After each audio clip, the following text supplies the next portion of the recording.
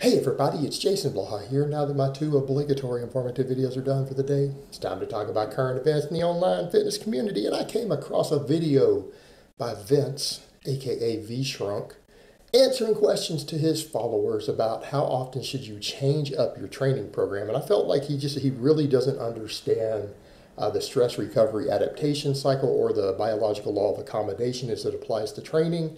So we really need to clarify this. So hopefully some of his followers see this and they understand that he doesn't really have a grasp of these concepts and that they can learn something from this. And maybe Vince could learn something from this. So let me put on my +5 hat of weaponsmithing, work on skill at my crafting a little bit, and let's talk about this. And this is stuff that we need to know. And I'm not saying that Vince hasn't necessarily reached his goals. And hey, I'm going to tell guys that, look, if your goal is to have Vince's physique, then you don't need to worry about lifting weights and strength training or gaining muscle because he doesn't have a lot of muscle. This isn't a guy who has prioritized any sort of muscle growth or strength. He has a swimmer's physique. In other words, you don't actually need to worry about hypertrophy to do that. Someone could just do general physical preparedness stuff and high intensity cardio and watch their diet and have his physique.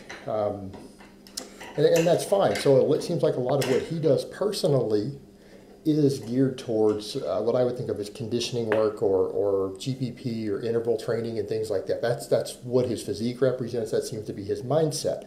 The problem is that he starts trying to apply this stuff to people who are trying to actively gain muscle, and he's talking about lifting weights and making gains in progress when he's still at novice size, novice strength numbers. This is someone who could himself gain an enormous amount of muscle in the next year if he were to actually train correctly, if that was his goal. So what we need to understand, though, the purpose of resistance training, because he's talking about rep ranges and lifts and things like that, the purpose of lifting is generally hypertrophy. We do it to gain muscle.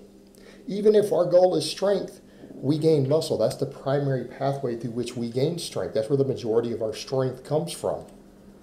It's going to be motor unit learning, so neural adaptations combined with hypertrophy, muscle growth. And most of it will come from your muscle growth. So that's usually the reason we're lifting weights, or to preserve muscle mass when we're losing body fat. Well, the problem we get into is that he started saying that, well, I can't just answer these things of how often you should change things. Yeah, you need to be able to answer this. If you're going to write programs for people, you better understand this. All right, I'm going to give 2 easy answers to this. How long before your body stops making adaptations to any given specific training stimulus? About 3 weeks. About 3 weeks. Now, when I say that, that doesn't mean you need to change exercises. That doesn't mean you need to change rep ranges. It doesn't mean any of that. What that means is that you need a new training response. What do I mean? If you're squatting 300 pounds for 3 sets of 5, Monday, Wednesday, and Friday, right? That is your primary leg exercise, lower body exercise. Squat's a full body exercise, but that's what you're doing. If you do not add weight or add a rep somewhere, you're going to stop making progress after 3 weeks. So what does that mean? You need to change. You need to add some weight to the bar. Or you need to add some reps, right? You need to go to 6 reps. You need to add a 6 rep somewhere, or you need to take that 300 pounds and take it to 305, right?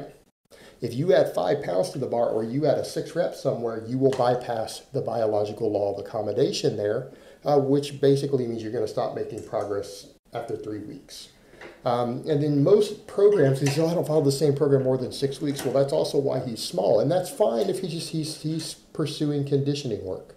But if you're trying to gain muscle mass, no, that isn't ideal. Most good programs are going to be about 12 weeks long. Most coaches write programs that are in the range of 12 weeks. That's the norm. That's standard. That has worked really, really well. And oftentimes they're divided into 3-week blocks, 3-week mesocycles for that purpose. In other words, let's say you're going to do some sort of linear periodization. And I'll use a perfect example. Let's look at what someone like Freaked 0550 does, right? Dennis Arnold. His periodization that he uses, and he's a big guy. Now, granted, he's a fat guy, but he's big.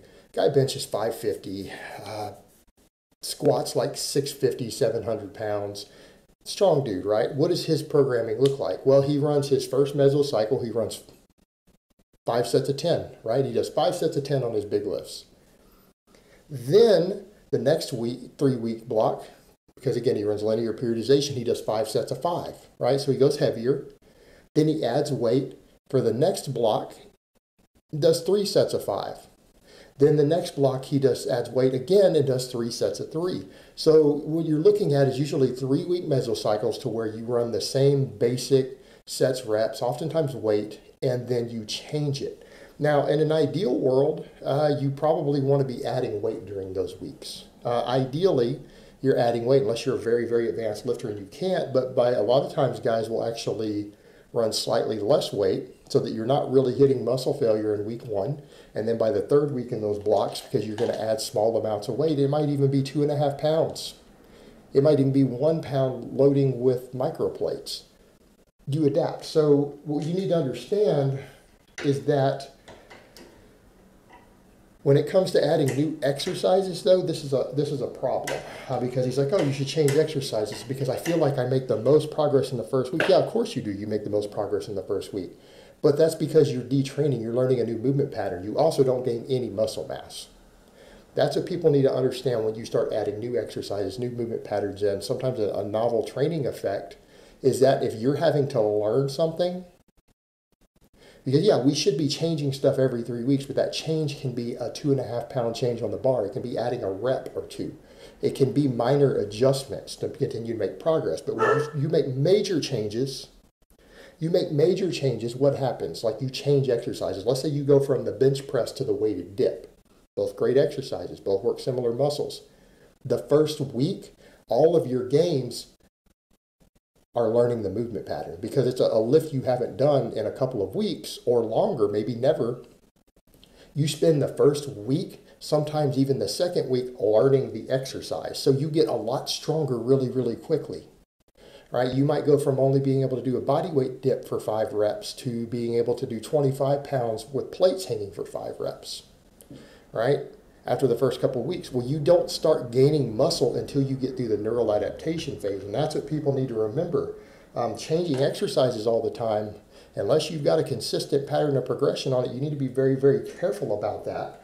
Unless you don't mind really, really slow gains. And I'm not saying you can't run a system to where every 3 weeks you rotate back and forth, but you need to understand that the first week you are not gaining muscle on that usually, unless, again, it's programmed perfectly and you're running them in a 3-week switch. Like you might bench for 3 weeks and then do dips for 3 weeks back and forth, and eventually you'll bypass some of the motor unit learning and go straight into gaining some muscle. But if you're seriously detrained on an exercise and you haven't worked with the movement pattern much, all you're doing, all of your gains are learning the movement. They're neurological and adaptation.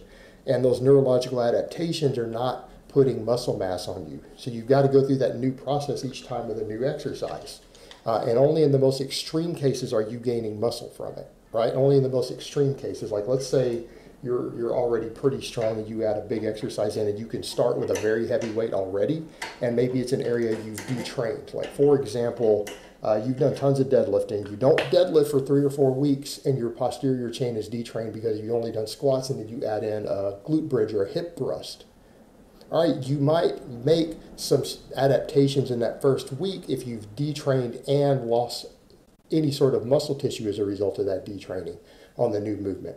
But if it's a body part that you have been training and it's already strong on another exercise, you're not going to necessarily do that unless you've got some old muscle memory going. You're not gaining muscle in that first week. So if you're continually changing things randomly, and a good sign that you've made a mistake is that you're getting sore, because that's one of the things he pointed out is that you get really sore in that first week, and I want to get that back. Getting sore isn't indicative of a proper training response, right? That's not what we're looking for. You don't want to be getting sore. That's not the metric by which you judge an effective workout.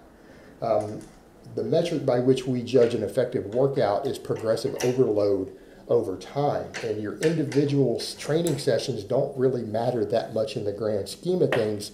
What we're looking for is plotting it over time. Are you getting stronger? Because muscle growth is a slow process. You're not going to see your own muscle growth in the mirror in any reasonable time frame, because muscle growth is a very small, very slow progress. But what you can judge is progression. How much have you progressed over the weeks, the months, whatever, and the general upward trend, if you're getting stronger and stronger on a movement over time, not just the first week, but consistently. And that strength could be adding reps, it could be adding sets, it doesn't even have to be your 1 rep max, but you're consistently, while using the same range of motion, the same basic technique, you're able to continually increase performance and workload either through volume or through tension, which is weight on the bar. Then you know that you're gaining muscle mass, right? That's the metric by which we judge it. Not being sore, not getting a pump, none of this stuff. But if you're changing stuff all the time, randomly, without tracking and plotting it carefully, you're goofing off. That's not training. That's basically fuck arounditis. And you're gonna make really slow progress, if any, doing that. All right, guys, well, that's really all I have to say on that today. I hope it's been informative, and I will talk to you guys next time.